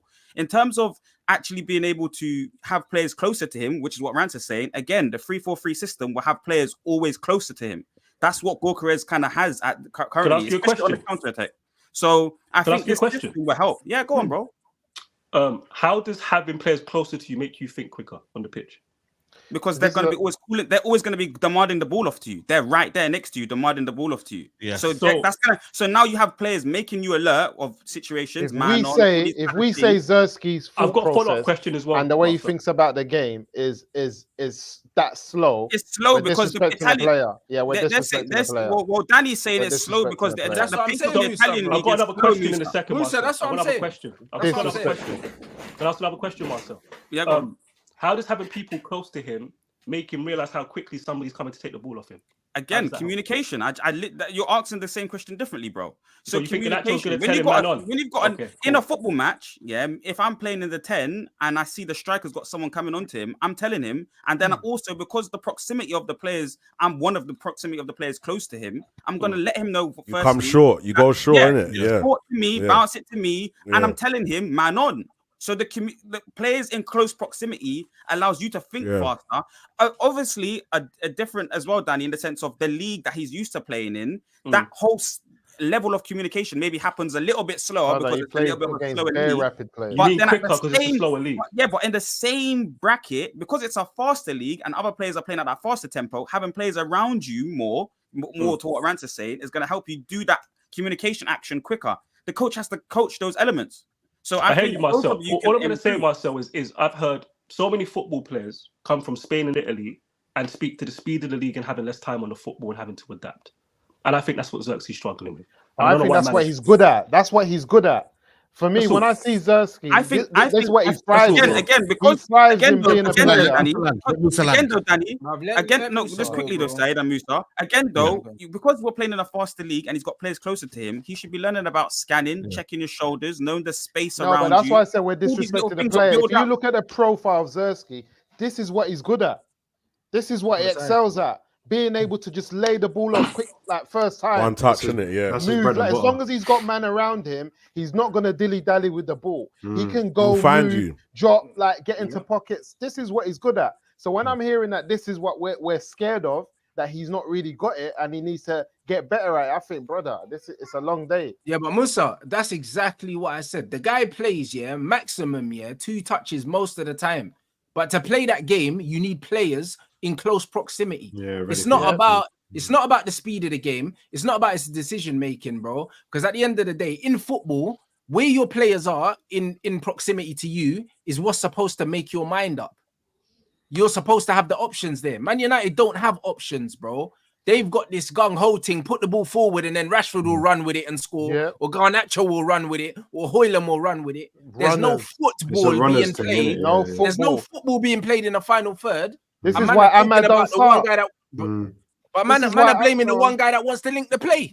and play the no one's blaming. I truly believe it's a balance no of one's both. blaming. If I can't sit here and I rated Xerxes, everyone knows that I was a big fan of Xerxes and I like the Martial profile as well. If I can't sit here and say that in 18 months from now or 12 months from now, I'm going to see a far better Xerxes if he adapts to the Premier League than what I'm seeing now, I'll be lying. He doesn't have to adapt to anything. He doesn't have to adapt. He just has to get a coach that's going to profile him correctly. Profile the you have to profile the players. He's a bit slow off the pace. No, profile the players.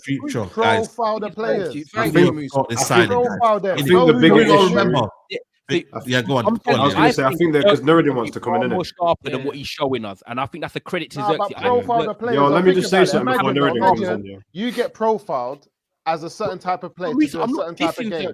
It's the same thing that we done with Onana as a goalkeeper and then told him to go long all the time. You get profiled a certain type of way, then you get asked to do something totally different. When you look at the front three that Man United put out there, we'll always go with runners. We're going with Rashford, Garnacho, and flipping Hojlund. We just want runners. Ahmed has to hold bench. Let's sell Jadon Sancho. Like, we don't want ballers. But here's the thing, Ty. That's got nothing to do with Xerxes. The profiles around him are not great. Guys, we're gonna let Leo come in. I'm just gonna say something for Nuruddin because I know Nuruddin. Yeah, let Nuruddin. Not to the point we're making about Xerxes. Danny, I hear your point. I hear your point. Yeah, the overriding thing, which I think is more important than Xerxes adapting. I'm not saying he can't improve his game. Like, I'd be an idiot to say he can't improve his game. I think the most thing that stands out for me now is we don't have any sort of system when it comes to attack. We've not had it for ages. Like, we have runners in it, so we get the space, we hit it into the space, and we kind of freestyle from there, innit? We've got a player with Xerxes that if you play a more compact system, which Nuruddin talks about a lot, actually, just more compact and closer, less gaps, less space. What you see Juve doing now. What you see Juve doing now. And Leo, what the Morata comment was doing with him. Sancho, everyone says Sancho was too slow in that. It's true. It's true. Yeah, not me though. Exactly. But that's the thing though. You keep saying other people. I'm talking. I didn't say that about Sancho. I didn't. No, but it's the same principle. Not me. It's the same principle though. Because I'm not. That's what we feel like it's the same principle. It's not the same thing. Yeah, letting him down a lot. Okay. Yeah, Nuruddin, you go ahead and then Faz after that, guys. Your brothers, listen, I apologize for screaming and shouting before. Apologies to Adam. But I just want to say, please, just for everybody, and even for all of us to hear, when somebody's making a point, wait when they finish and then we can go, yeah? So let's just respect for each other, innit? This is a man who loses his head. So yeah, I know it's rich. I know it's rich. I know it's rich. But I'm making a point, and that's towards me as well. So I'm just saying this. I think the argument is like you say. You can see both sides of it, 100%. Manchester playing up front for Manchester United has been a graveyard shift.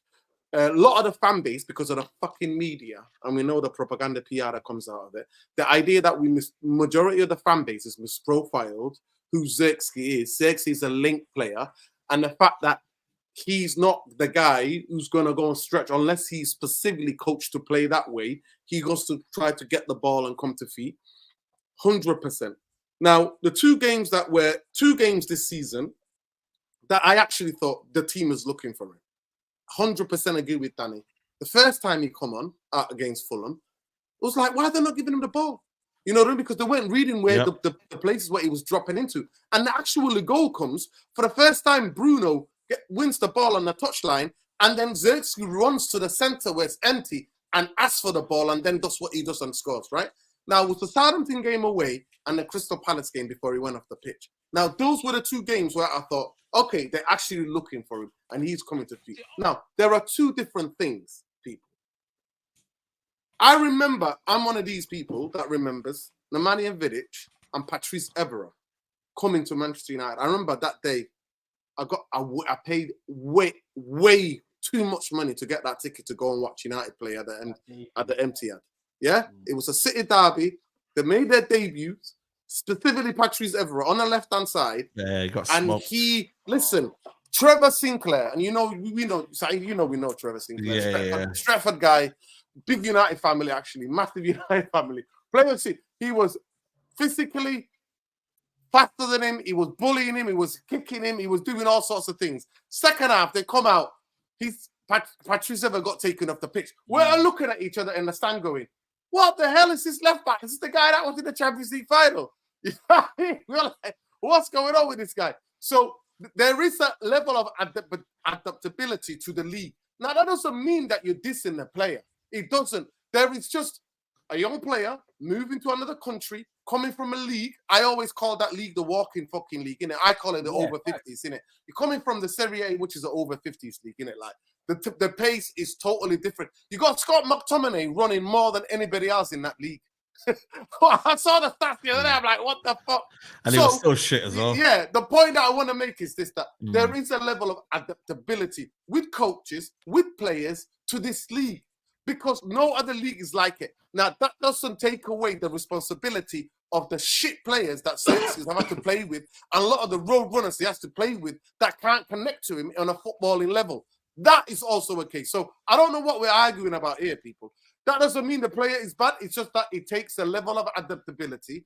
And then you got that prick in the sun, Neil Kuskos, coming out saying he's a stone overweight. And then they don't understand that the guy came back from an injury. He got called into the Holland squad because the guy that they had there was injured, and then he got called up. He got called up, and he was still injured. And he only played 4 minutes. 4 minutes against England in the semi-final in injury time. Then he had to come here, this kid, to come and train by himself for 2 weeks while the rest of them are in the US. Then he starts. So it's going to take time. But it would help. It would help if you've got a coach that has a system that can sustain, and a team that can sustain the football up the pitch. It will definitely help. Nuruddin. We will see who's who. Nuruddin, I feel like if he's used correctly, I feel like he can be a very good asset to the squad.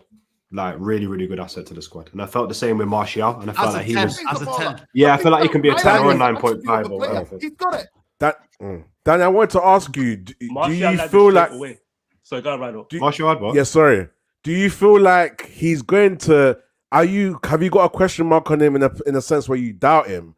That you don't see it happening? I don't know if he's going to adapt. I don't have a problem with his ability, his IQ, I don't have an issue with any of those things. It's just when I see... I'll give you an example, yeah? So there's times when I expect him to secure the football when he doesn't. And I'm like, why? I have to ask why, because he's technically good. He's actually like top level technically. So Danny, you know when we explain why, hold on, Danny, can you not understand? When I see him struggling so hold on. Football's a game of scenarios. There are scenarios that have nothing to do with the front line and link up where he's not securing the football and looking sharp enough. It's got nothing to do with anything else. You know what I'm saying to you? And I'm like, why is this guy technically secure? He's intelligent. He knows how to scan, not seeing that man coming. Why is the ball bouncing off his foot and going to the touchline? That's what it is right now. United, Danny. That's all it is. I think he's struggling. Couple points on that. The intensity of the league. Yeah, go on. Yeah, but couple points on that. Couple points on that. You know how many football players have come to this league and said they have to adapt to the speed and intensity? So I'm a liar now.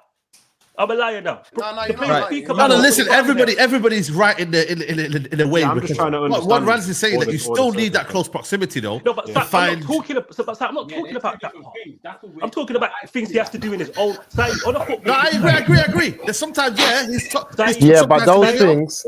Those things have to be considered in what you're saying. Last thing. On a football pitch, there's things that you're responsible for yourself. Absolutely, I agree. And I'm speaking about those things. Not enough. Yeah. I agree. That is adaptation to the league. I put that down to adaptation to the league. Yeah, but Danny, are you saying that because the stats?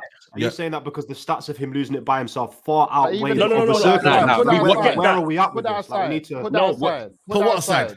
Put that aside, like in terms of I'm not saying anything else. When you look at example, some of the things that Danny's mentioned, his touch, not knowing that he's a player that's got touch, his awareness being off, knowing that he's a player that's got awareness, his IQ and his movement being off, knowing that he's a player that's got that. When you see someone not doing that, that could be in any league. Environment. I think that could be in any league when sometimes the player's off. I don't think that those things are enough for me to say he might not make it. When I start to say he might not make it is when he's in a system that is playing well, with a manager playing well, and he's just off it. That's when I start saying, this brother might not make it because he's in an actual good team. Everyone else is playing well, and he's just not but no one's playing well. And that's what I'm saying. But when you're in a team that no one's not playing well, and you're lacking confidence, and you're meant to be like a Berbatov type of player, and your touch has just gone missing, your awareness has gone missing. I look at it and I say, this is a young man that's felt a lot of pressure. He's feeling the pressure right now at the time. The team's not playing well. We also don't have a system that's going on. He just needs time to allow all of that to fall into place, and we're going to see the best of him. And but it wouldn't make me doubt, can he do it, or has he got touch? And I don't think Danny and Tyron are saying that, by the way, as well. I was going to say, he might think because of the publicity at the club as well, he's only going to get time or not judged as much if he's scoring goals, because people are not ever going to regard with Xerxes the stuff that he does away from scoring goals. The internal pressure that comes with moving to a big club, though, Leon. That's like but I feel like if you understand the profile of the player, he was never a 30-goal a season striker. But Can we let Faz go, by the way?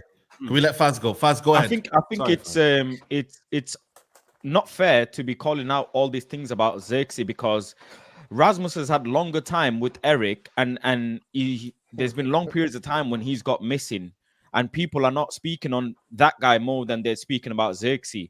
And the fact that Danny mentioned that there's fundamentals, what Xerxes does well, he's not doing well, can only tell you one thing. The lad is probably just down on confidence. He's just going through a bad patch right now, and that's very normal for a striker or any footballer in any position to go through.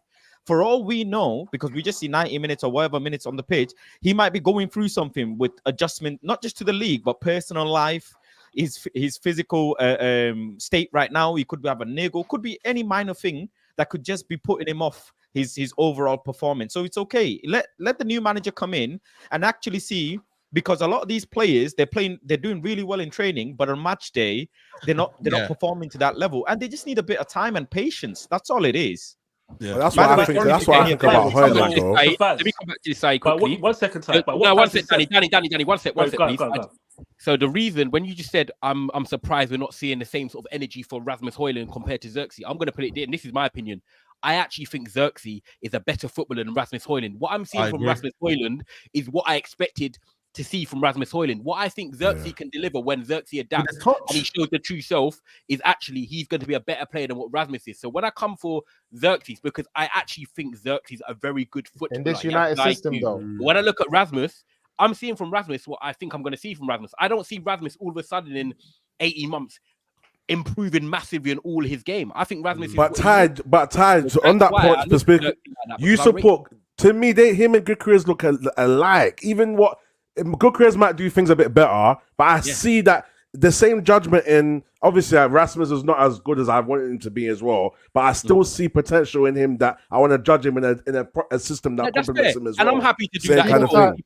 But the way Gyokores finishes and takes his chances and strikes. Can I go? So, quick question to both of you. That Gyokores might miss out on, that Hojlund misses out on, Gyokores makes up because his finishing is very deadly, that he takes his chances. So you can have a bit of maneuverability with that. Hojlund takes his chances as well, though. Same way. Go on, Danny, then I want to ask you a lot of questions.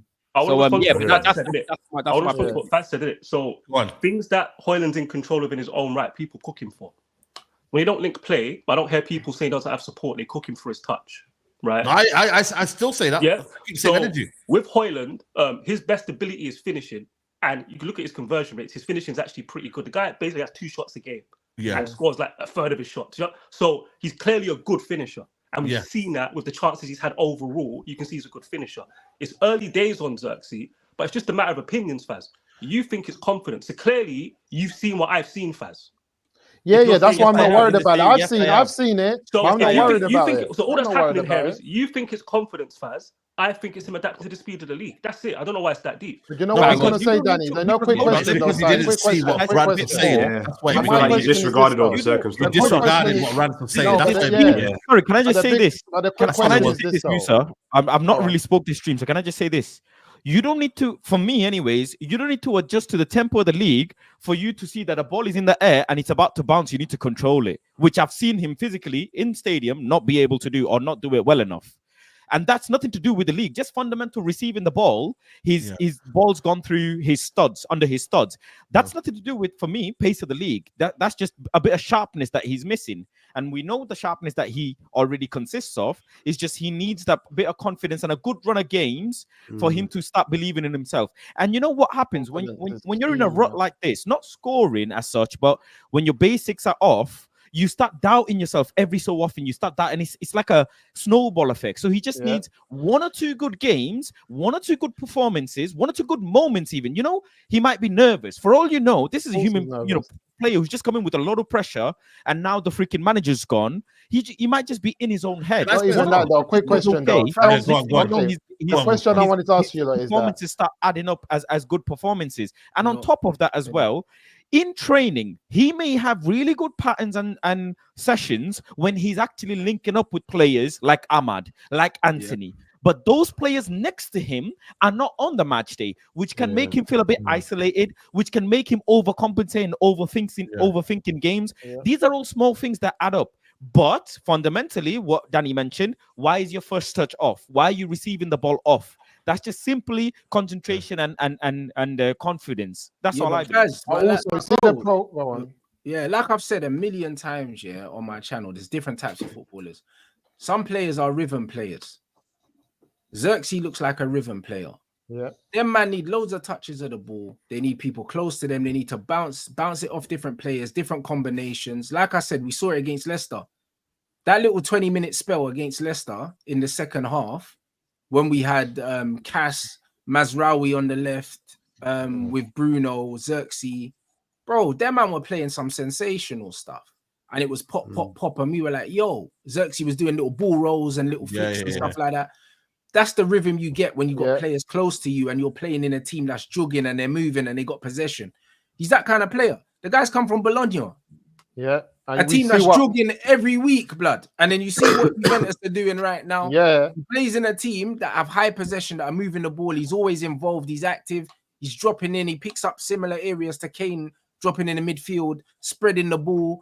How many times we've seen Xerxes, man are going to forget now, dropping into midfield and switching it out wide to the left or to the right. Because the last couple games, cool, man might have looked low on confidence, but man are going to pretend that every time the ball went into his feet, that every time the touch was bad, or he weren't trying to link play and he weren't trying to do things, bro. It's all about rhythm. There's different types of players. This is the most chaotic football team, in the league, especially attacking in the last 2 years, bro. And rhythm players don't do well in this team, bro. Jaden didn't do well. Martial didn't do well. Do you know what I'm saying? And Ahmad can't get a fucking game, bruv. And he's one of our best players. Kobe Mino's a rhythm player. Oh, what's happened to Kobe Mino? Is he shit now? Because this is what I was gonna ask, bro. Kobe's injured, but bro, Kobe ain't been good this season. And this is what I was gonna say. When we got Xerxes and we knew that Eric Ten Hag was the manager, everyone knew that this was the wrong player for this type of manager. And this is what I was going to say. Where are these type of players at Man United in the last 2-3 years that have done well? Where are these possession-based players that we've seen at Man United actually do well? Like, we can't name one player that plays in this type of way or this type of football that's done well for us in the last 3 seasons. So when Man United went out and actually got him, I thought to myself, there's 2 things that's going to happen. They're either going to destroy this kid or Eric Ten Hag is going to be forced to play a different type of football. And he didn't play the different type of football. So then what happened is he got destroyed. Yep. Can I just say, I thought Martial did well at Man United. I did very well. I'm talking about under this manager, not he did good conversion. You're right. Oh, he's injured, bro. He's just body left him. No one under this manager. I think for me, there's going to be fundamentals where we're going to see like some good coaching, man. Like this, our whole perspective is going to change. You know, like a month in, you know what I mean, and we're seeing there's a 20-30% raise from the level of coaching from this manager, bro. You know what I'm saying to you? And some may not be coachable. Some may be he has to, we have to write them off and it's not going to work with them. This is the beauty of understanding. We've got to be patient as fan base. That's including me. You know what I mean? But right now, these players are here to stay until the summer. Yeah, fact, Saeed. But I want to ask a question. Saeed, I want to ask a question. Last question. So what is it about Ineos? How can Ineos support this guy? Because we all know and understand that in the last 12 years, it's not just been the managers. I'm sure we all know that it's not just been the managers, the interims that have gone in there. It's been a culture of zero accountability and this kind of brand building of these players because he sues the Manchester United brand, and they're just these guys that cannot be dropped and these guys that have to play. So what are we talking about, people? What are we talking about? Are we going to try to talk about it on our YouTube channels? Are we going to talk about what are you talking about in terms of the silence? Yeah, there's no accountability. We've had a good summer. The structure, there is accountability. I know there's no doubt in my mind Sir Jim is going to challenge Omar, Dan Ashworth, and Jason Wilcox to deliver an elite football team. And that didn't happen before. Woodward was not expected by the Glazers to deliver elite football team or sporting excellence. I agree. For them, it was very simple. How does the balance sheet look? What was the commercial growth? Facts. How much dividends are we getting this year? Good job, Ed. That's what it was with them. These guys, it's, are you signing the right players? Is the coaching environment right? Etc. etc. Is the support right for the coach? It's completely different structure. It doesn't mean it's going to work, bro. You can't guarantee that. All you can ask for is the right approach and that people care about winning in the football. Do you know what I'm saying to you?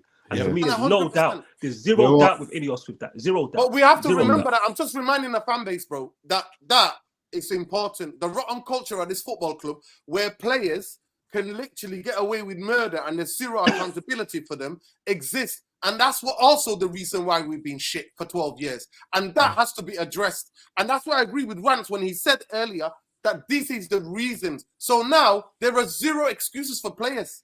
Zero excuses. I just hope that whatever he asks for, if that means that he wants to change the doctor as well, O'Driscoll, then he has to change. Because that's an important part of the medical department and the injury and prevention team in the club. If he wants to bring his fitness guys and conditioning guys, they have to do that. They have to. It's their guy. They have to back him. That's all I'm saying. You know, before you come in, Brandon, let me just say something. I feel like as well, we've been waiting for a manager with a bit of courage, somebody who comes in and they're not overwhelmed by this is Man United, so I have to change all my thing. And Portuguese people are usually very stubborn on the principles. So I like the idea that with Amorim, I just want him to come in and be like, I don't care about what this image is supposed to be and all that. I'm going to come and put my system in place.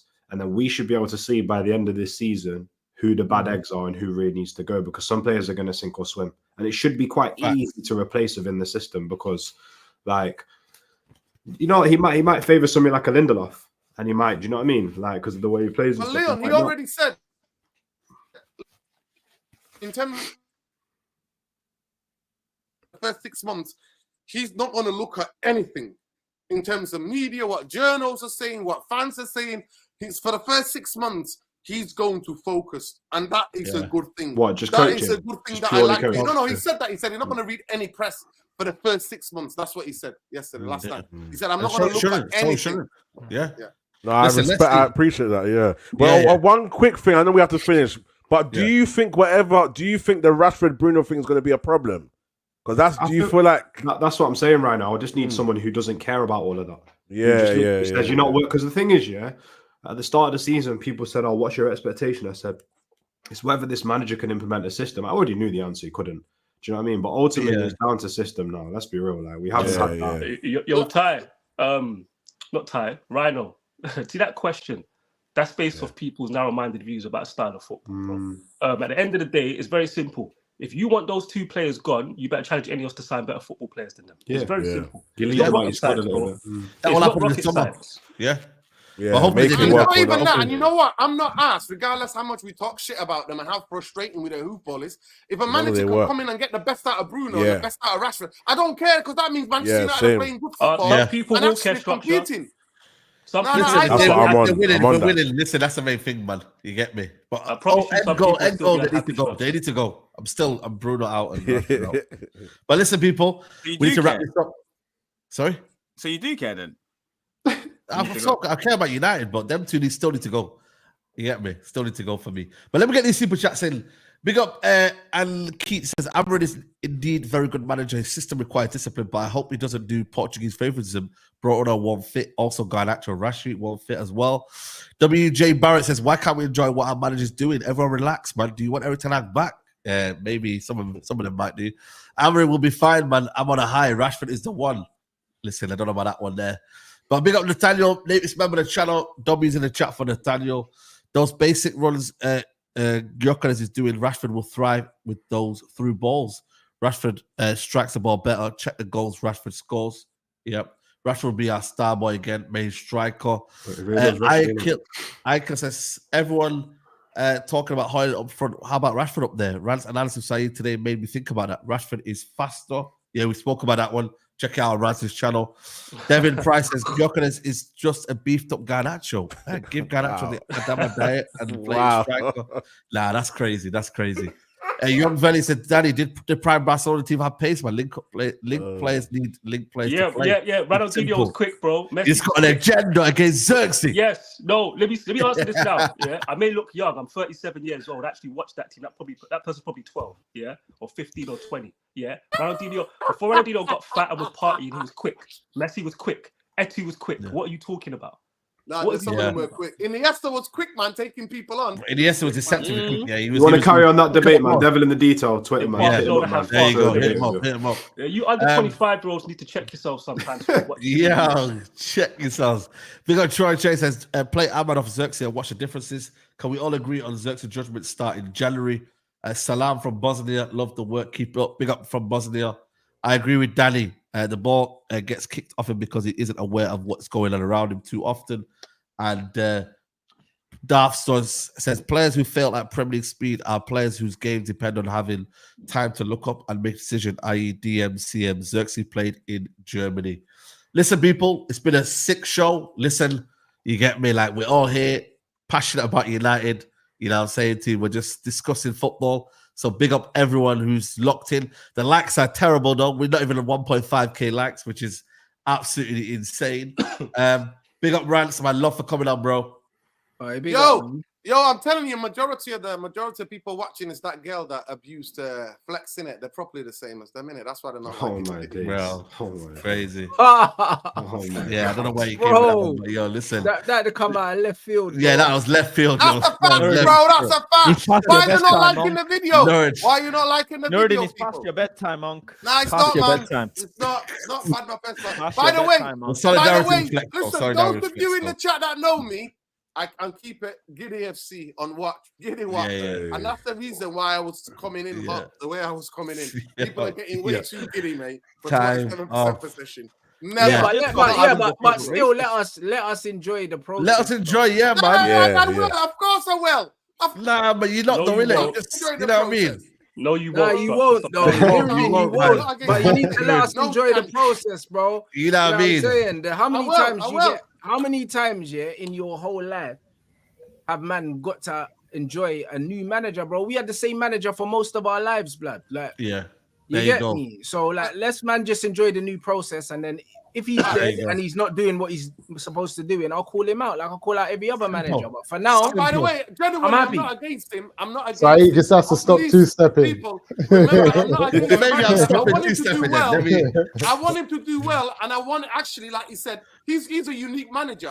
He's the first manager that actually gets a football structure. I was just trying to balance. To me, I'm always on Ineos fraud watching it. So you know how it is. Nah, I hear that. Make sure you follow everyone, guys. You don't like hoofball and low possession football. Yeah. See, sorry. No, Marcel, where you going, by the way? Where you going, Marcel? Marcel, Are you going right now? Football. Okay. You know what I hate? Let's wrap it up. Let's wrap it up. Hot potato football, bro. I can't stand it. I'm sorry. Yeah, nah, fair. Saeed, you've lost control like Ten Hag, man. Do you know what I mean? I lost control today. I apologize, guys. I lost control today. There was no intricate football. Look at this formation. He's lost the dressing room. I lost the dressing room. Look at this. Bigger egos than you, man. And what's going on today, man? Too many egos. Tried to play 4-4-2 to rescue it, man. You know, today you played like Garnacho today, man. Very, wow. You know, all over the place. You played like Garnacho today. You know what I mean? You played like Garnacho today. Today he was very Garnacho. I play like Patrick Vieira, bro. Not like you know what? Saeed, that's your fault for putting me out on the wing, bro. That's your fault. So what do you want to play? You want to play here then? There you go. Okay, so guys, follow Danny Devil in the details. Follow Rhino MGTV. Follow Musa. Follow Faz. Lord United Real Therapy. Never a Foul. Tyrone.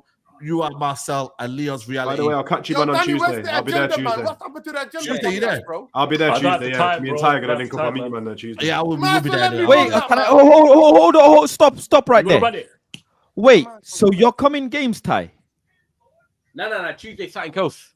Something else going on. I was gonna say, we got rivals tears. We got rivals tears. Yeah, you don't come games here. Yeah, save that. Yeah. But guys, man, Champions League's on. You know what I mean? Go watch that Arsenal in the mud. Hopefully.